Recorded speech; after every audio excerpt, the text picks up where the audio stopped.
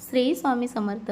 नमस्कार मित्रांनो, मकर संक्रांत कधी आहे हे बघण्यासाठी चॅनलला सबस्क्राईब करून ठेवा, म्हणजे दररोजचे अपडेट तुम्हाला मिळतील. मकर संक्रांती केव्हा? 14 की 15 जानेवारी जाणून घ्या तिथी, शुभ मुहूर्त व संक्रांतीची कथा आणि महत्त्व. नवीन वर्षातील सर्वात पहिला सण म्हणजे मकर संक्रांती. हा सण हिंदू धर्मात अतिशय महत्त्वाचा मानला जातो. या दिवशी तिळगुळ देऊन नात्यातील गोडवा घट्ट करण्यासाठी प्रेम घट्ट करण्याची प्रथा आजही लोक आनंदाने पाळतात. संक्रांतीला पतंग उडवले जातात. महिला रामाचा ओसा राममंदिरात जाऊन करतात. त्यामुळे या दिवसाची वाट सर्वजण अगदी आतुरतेने पाहताना दिसतात. चला मग जाणून घेऊया मकर संक्रांती नेमकी कोणत्या तारखेला आहे.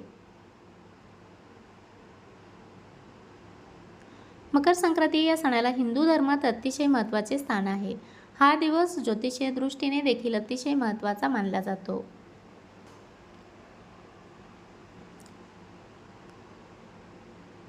मकर संक्रांतीच्या दिवशी सूर्य हा मकर राशीत संक्रमण करतो. याचा परिणाम सर्व 12 राशींवर होतो. त्यामुळे या दिवसाचे ज्योतिषीय महत्त्व देखील अधिक आहे. त्याचप्रमाणे हा सण संपूर्ण भारतात अगदी उत्साहात साजरा केला जातो. वर्षातील पहिला सण असून तो वेगवेगळ्या प्रांतात वेगवेगळ्या नावाने पार पडतो. महाराष्ट्रात मकर संक्रांतीला तिळगुळ वाटण्याची पद्धत आहे. या दिवशी सूर्यनारायणाची देखील पूजा केली जाते. त्यामुळे पाहूयात मकर संक्रांतीची नेमकी पूजा कशी करतात. तारीख व त्या दिवशी पूजा कशी करावी, काय आहे संक्रांतीचे महत्त्व. मकर संक्रांती तारीख व मुहूर्त. मकर संक्रांती 2026 मध्ये बुधवार 14 जानेवारी रोजी साजरी केली जाईल.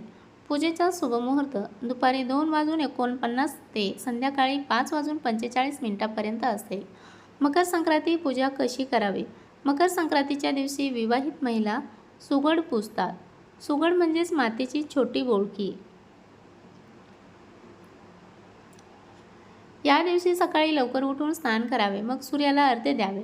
त्यानंतर विवाहित महिला या एकाच दिवशी काळ्या रंगाचे वस्त्र घालून पूजा करतात. त्यामुळे पूजेचा शुभमुहूर्त पाहून आपल्या देवघरात 5 सुगड घ्यावेत. ते एका पाटावर ठेवावे. त्यांना लाल धागा बांधावा व हळद कुंकू लावावे. मग सुगडीत बोरे, गाजर, शेंगा, उसाचे तुकडे, हरभरा, तिळगुळ ठेवावे. यातील एक सुगड आपल्या देवघरात ठेवावे. दुसरे तुळशीपाशी ठेवावे. त्यानंतर राम मंदिरात जाऊन रामाचा ओसा करावा. एक सुगड रामापाशी ठेवावे. एक सुगड सवाष्णीला द्यावे व एक सुगड कोणत्याही मंदिरात ठेवावे.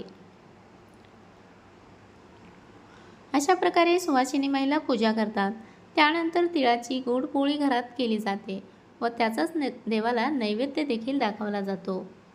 व्हिडिओ आवडला असेल तर चॅनलला सबस्क्राईब करून ठेवा. धन्यवाद.